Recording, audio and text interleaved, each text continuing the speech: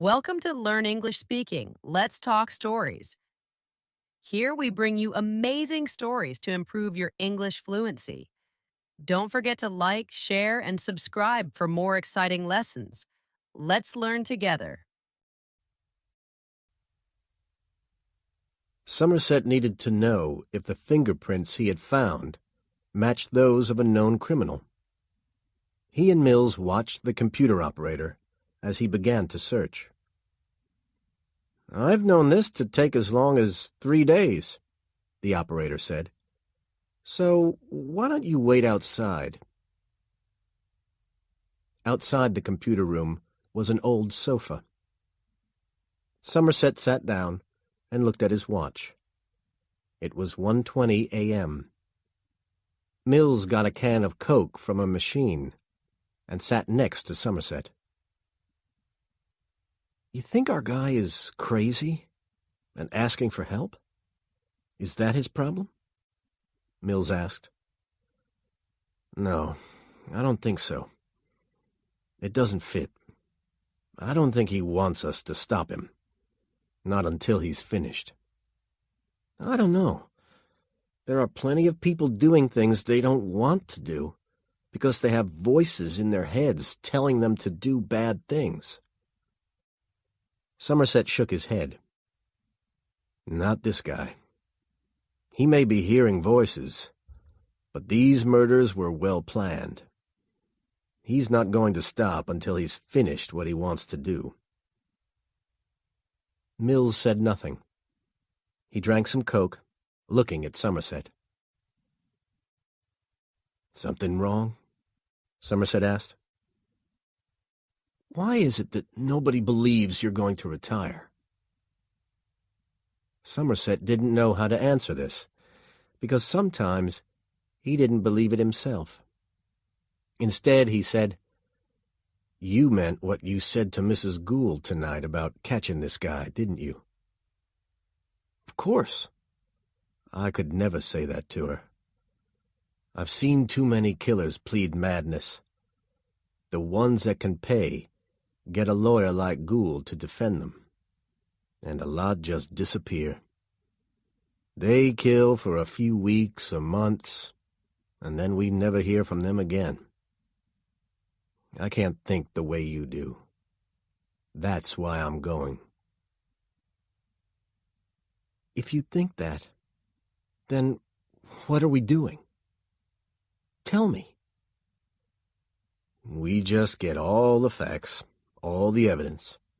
We write it down and hope that someday it will be used." Somerset knew that whatever he did, it rarely ended the way he wanted. In the end, 12 ordinary people decided whether a criminal was guilty or not guilty. "Wake up, sleepyheads. You have a winner." It was the captain standing over them. Mills and Somerset had fallen asleep on the sofa.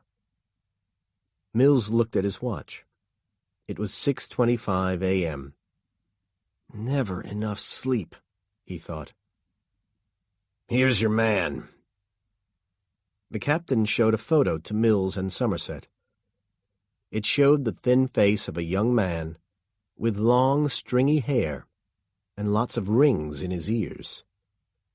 Victor Dworkin was his name, age 25. "We know Dworkin. He's been in prison for robbery and sex crimes.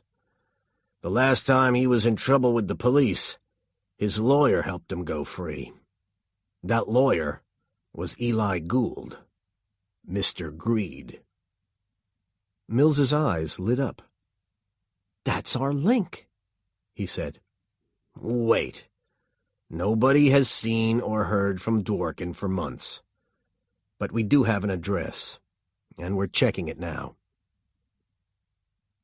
A red-haired officer called California and 4 other policemen in uniform came running toward them. The captain began giving them their orders. "What do you think?" Somerset asked Mills. "Is Dworkin our killer?" Mills thought for a moment. "He doesn't seem like our man, does he? I don't see our killer fitting that description. Somerset nodded. No, he said. Our guy seems to have more purpose. Dworkin looks like the type who has trouble getting out of bed in the morning. Yeah, but what about the fingerprints? Somerset took a deep breath.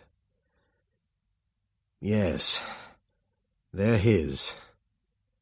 So I suppose it must be him. Mills and Somerset were in their car, following the black police van, taking California and the uniformed men to Dworkin's apartment. Somerset took out his gun and checked it. Mills nodded at the gun. You ever get hit by one? A bullet? No. 23 years on the job, and I've only taken out my gun 3 times. Never fired it, though. Not once. He put his gun away. How about you? Mills shook his head. Never got hit. Pulled my gun out once. And fired it. Yeah?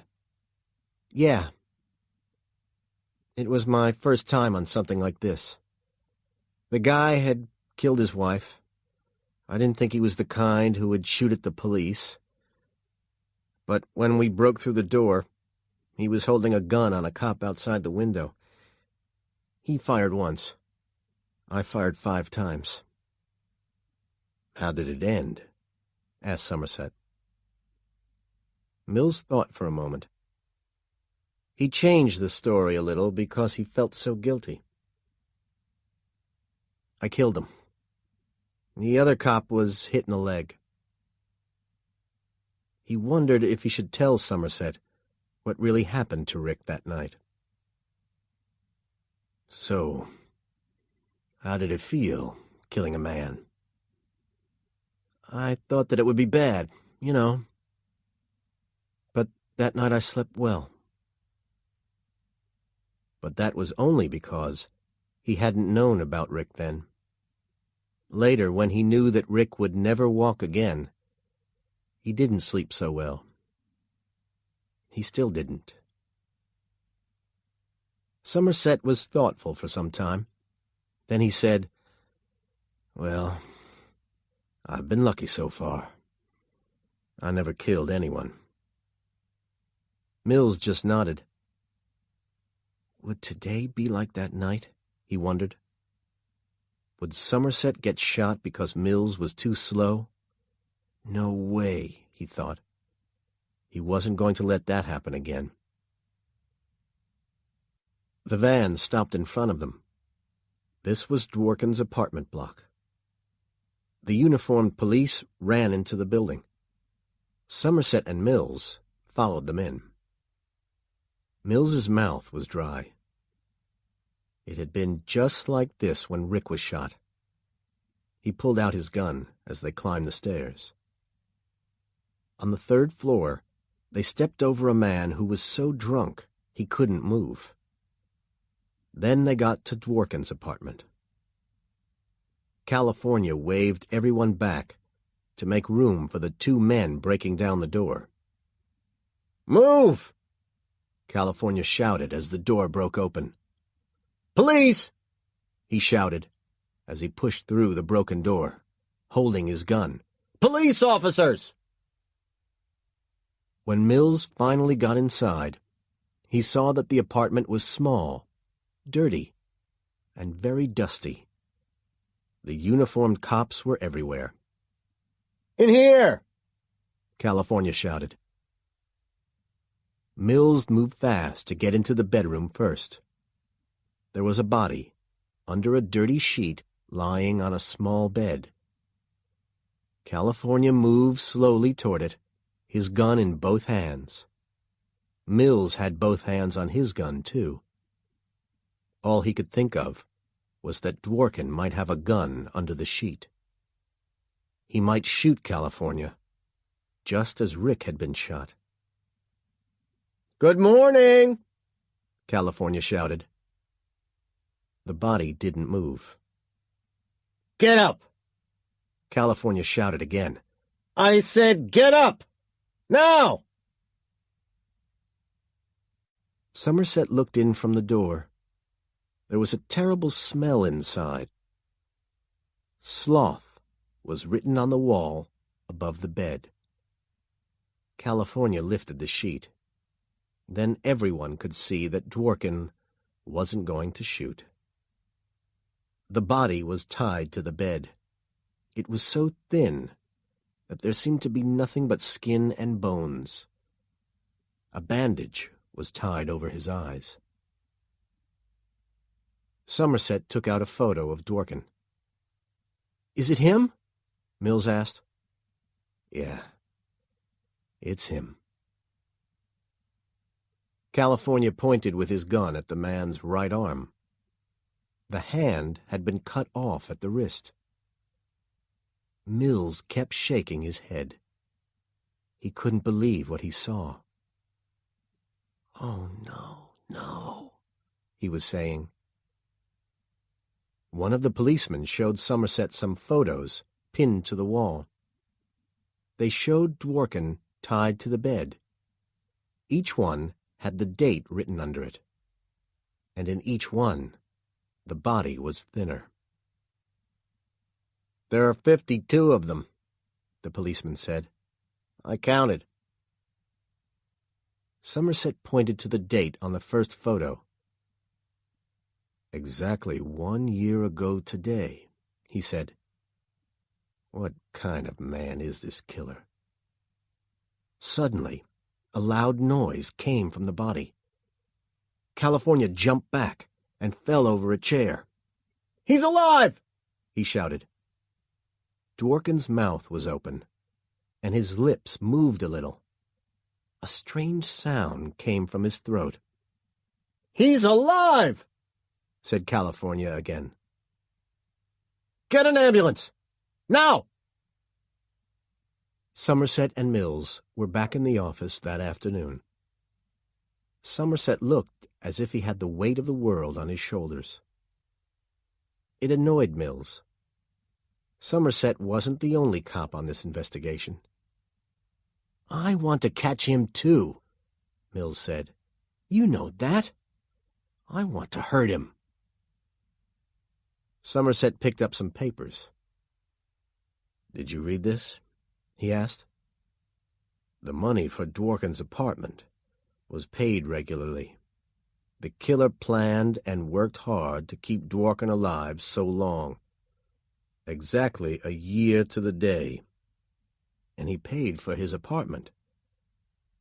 He knows what he wants to do, and he's patient. Somerset remembered the note he had found. "Long is the way, and hard, and the 7 deadly sins." Somerset liked to read books. Perhaps the killer did too. That gave him an idea. He took Mills with him to the public library. Somerset seemed to have friends everywhere. In a short time, he had a computer list of people who had borrowed books on subjects like crime, sin, the church, homicide, anything that would interest the killer. They sat in Somerset's car and checked the list. Mills thought they were wasting their time. "You got a better idea?" asked Somerset. "Maybe this is one we should check," said Mills, suddenly sitting up. "This guy's had," he counted, "over 30 of these titles." "What's the name?" "You won't believe it," said Mills. "John Doe." Somerset started the engine. "What address?" he said, as the car pulled into the street. John Doe. John Doe's apartment was on a narrow street in a poor part of the city. They took the elevator to the 6th floor. Doe's apartment was in the front of the building, but Somerset thought that even if he had seen them coming, Doe wouldn't know who they were. Mills knocked hard on the door. Somerset heard a noise, but it didn't come from inside the apartment. He turned and saw a dark shape in the shadow of a door. Then he saw the gun. "Mills!" he shouted. They both hit the floor at the same time. The noise hurt Somerset's ears. Big holes appeared in the door of Doe's apartment. Hollow bullets, thought Somerset. He imagined Mills getting shot. He would have to tell Tracy. But Mills had pulled his gun and run after Doe before Somerset could even think of stopping him. Be careful, he thought. He was worried for Tracy. Somerset followed Mills down the stairs. Doe was standing on the floor below, his gun in his hand. Mills jumped back, just as Doe fired. The bullet hit the wall close to Somerset. Mills waited for another shot. Instead, he heard a door close. As fast as he could, he ran through the door and saw Doe running. Doe pushed a woman away and ran into her apartment. "Police!" Mills shouted as he followed Doe into the apartment. He saw Doe climbing through a window onto the fire escape. Mills ran to the window. Doe fired again, breaking the glass. When Mills looked again, he couldn't see Doe, but he could hear him running. Out on the fire escape, Mills ran and jumped to the ground. When he reached the street, he wanted to scream. There were people everywhere. In this crowd, he would never see Doe.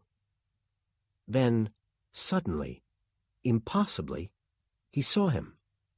Doe was waiting to cross the street, looking for a break in the traffic. Mills ran straight into the street. Cars and trucks rushed past him, the drivers shouting at him. Doe could see that Mills was following him. He ran through the traffic and disappeared into a narrow, dark street. Mills was close behind him, running fast. Suddenly, something hit Mills in the face. He dropped his gun. He heard it hit the ground. Then he fell.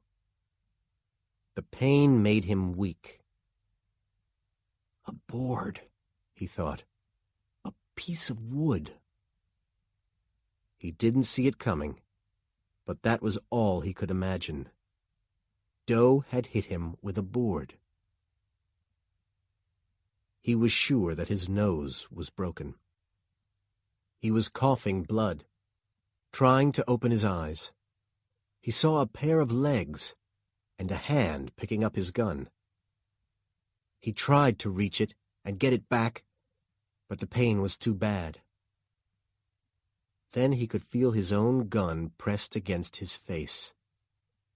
His mouth was full of blood. He couldn't see. He was helpless. After a moment, the gun was gone. He was still alive. Then he felt something hit his chest. Then again, and again. Bullets. Doe was throwing the bullets at him, emptying his gun. He heard Doe running again, and began feeling for the gun and the bullets like a blind man. "Mills!" It was Somerset running toward him. "You all right?" Somerset knelt down next to Mills. "I'll call an ambulance." "No, I'm fine."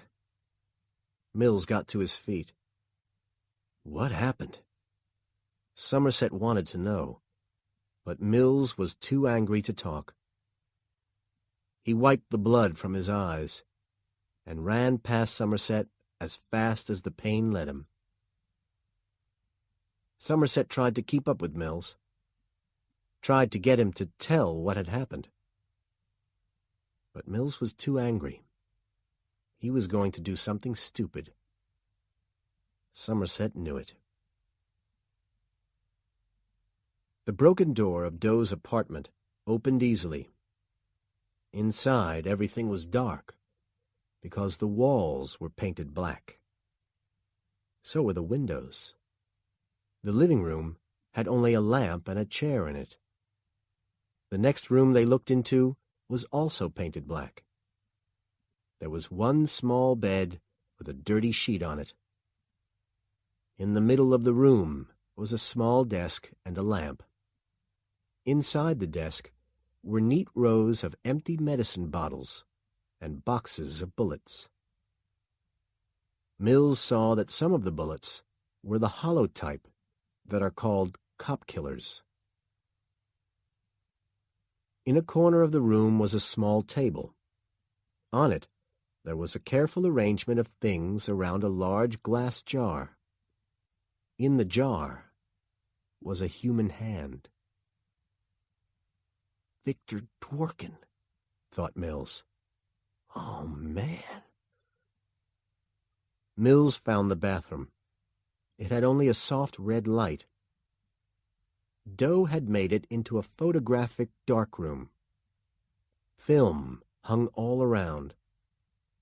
Photos were pinned to the wall everywhere. There were pictures of Peter Eubanks, still alive. Eli Gould, cutting into his own body. Victor Dworkin, his face asking the camera for pity. There were also pictures of a blonde woman sitting on a bed. She wasn't hurt, but she looked very uncomfortable. Mills could see how much work and preparation Doe put into his killing. There were also photos of Somerset and Mills at Dworkin's apartment. Suddenly, a phone rang. Mills ran out of the bathroom. Somerset was running the other way. "Where is it?" he said. Mills found the phone in the bedroom. He picked it up. "Hello?" he said. Nothing. Someone was there, but he wasn't saying anything. Mills said, "Hello?" again. "I admire you," said a thin voice finally. "I don't know how you found me. I admire you detectives more every day." "Okay, John," said Mills. "Tell me—" No. You listen to me. I'll have to change my plans now. I just had to call to say how clever I think you are, and to apologize for hurting one of you." Mills was really angry, but he didn't answer. "I'd like to say more," Doe went on, "but I don't want to spoil the surprise." "What do you mean, John?" "Until next time," said Doe. "John, wait!" But Doe was gone. In another room, Somerset discovered John Doe's library. 3 of the walls were covered with books, the same kind of books that Doe had borrowed from the public library. Somerset wondered how Doe found time to read them all. One wall was covered with Doe's notebooks. There were thousands of them, each one with about 250 pages, all filled with Doe's own writing, and with photos and pictures cut from magazines. Mills thought that these notebooks were crazy, but Somerset disagreed. He thought that they were horrible, but interesting. Doe's writings frightened Somerset, but he spent hours reading the notebooks, trying to understand Doe's thinking. Doe didn't like all the horrible things that people had to live with these days.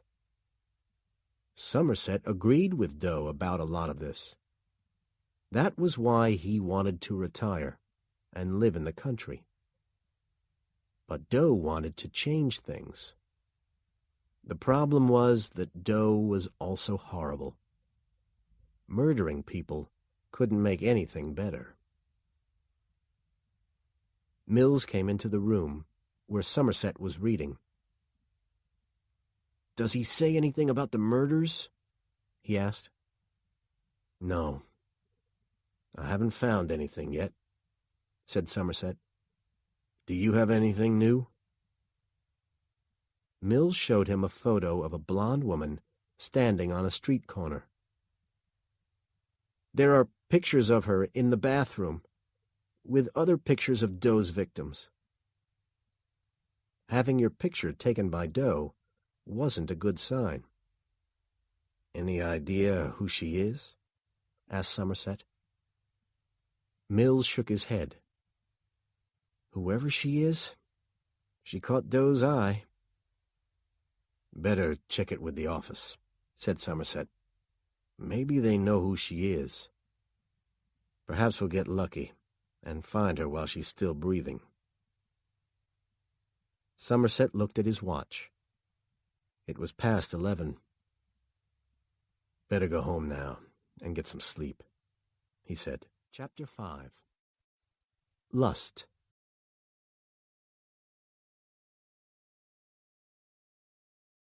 Somerset. "Yeah, I guess so," she laughed. Tracy put a dish of lasagna on the table and poured wine into their glasses. "Why aren't you married?" she asked as she sat down. "I was married. Twice." Somerset looked thoughtful as he drank a little wine. "Somehow, it didn't work, though." "That surprises me," she said. He laughed. "People soon find that I'm not easy to be with," he said. "Just ask your husband." Mills smiled. "He's right about that." Later, with the table cleared and Tracy asleep, Mills and Somerset were studying the photos of Gould's office. "I think I'm missing something," Somerset said. "How do you think Gould was murdered?" "Well, the way I see it, the killer got into the office before the building was closed on Friday. Gould's body was found on Tuesday morning. The building was closed all day on Monday, which means that the killer was probably with Gould all day Saturday, all Sunday, and even Monday." Mills picked up a photo of Gould's body in the high-backed leather chair. "Gould was undressed and tied up," he went on, "but one arm was left free. Now, the weighing machine on the desk, that didn't belong to Gould. The killer brought it in. He gave Gould a sharp knife and made him cut out a piece of his body and weigh it. There was this note." He picked up a photo and gave it to Somerset. "Look at this." Somerset read the note. 1 pound of meat, no more, no less." His face was hard. "Saturday, Sunday, Monday. He wanted Gould to take his time, to sit there and think about it. What do you do when there's a gun in your face?" "Right." Mills picked up another photo. It showed the picture of Mrs. Gould, with the eyes ringed with blood. "This is a photo of Mrs. Gould," he said. "If the killer's telling us she saw something, I don't know what it could be. She was out of town when it happened." "What if it's not something she's seen, but something she could see, but she hasn't had the chance yet?" "Yeah, but what is it she's supposed to see?" Somerset shook his head. "Only one way to find out," he said. Mrs. Gould was in a safe house, guarded by the police.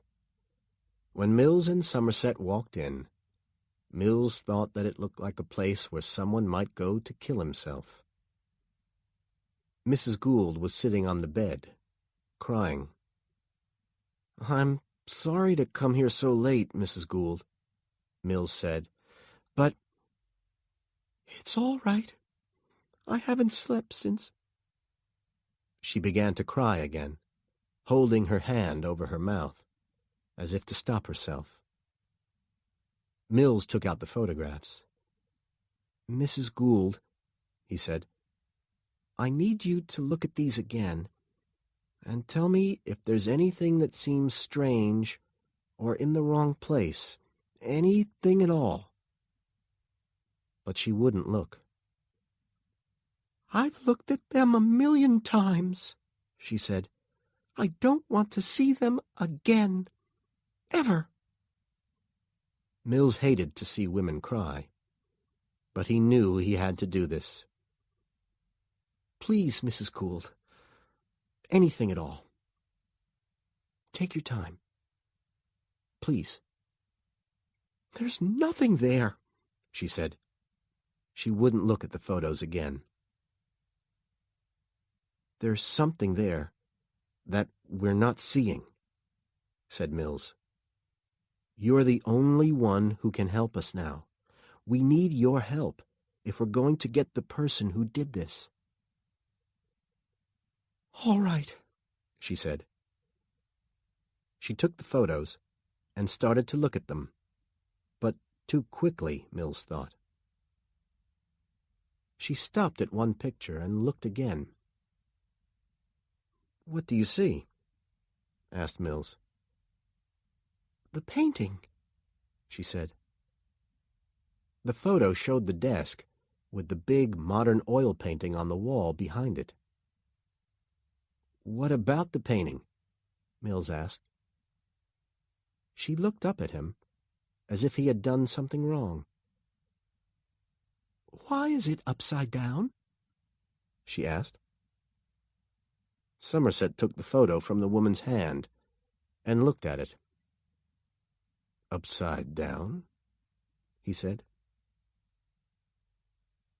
Mills and Somerset went straight to Gould's office. Somerset looked up at the painting. "You sure our people didn't move it?" "Even if they did, the photos were taken first." Somerset took the painting off the wall. Mills thought there would be another message behind it, written in blood. But there was nothing. "I don't want to think about the sleep I'm missing because of this," he said. "There's nothing here. He's playing with us." Somerset thought that Mills was probably right. "But there must be something here," he said. He was staring at the wall where the picture had been. "What is it?" Mills asked. "Quiet. I'm thinking." This made Mills angry. Did Somerset think that he was really a fool? Somerset took out a brush and a small box. Standing on a chair, he began to brush the wall with fingerprint dust. "Do you know how to do that?" Mills was doubtful, but Somerset kept on working. Mills tried to be patient, but he wanted to see what Somerset had found. "What is it? What do you see?" "Nothing, right?" Wait, just wait, said Somerset, still working. Finally he moved away, and Mills got a good look at what he had found. Written in fingerprints, as clear as ink, was, "Help me." Mills couldn't believe what he saw. He looked at Somerset in surprise. This guy really is good, he thought.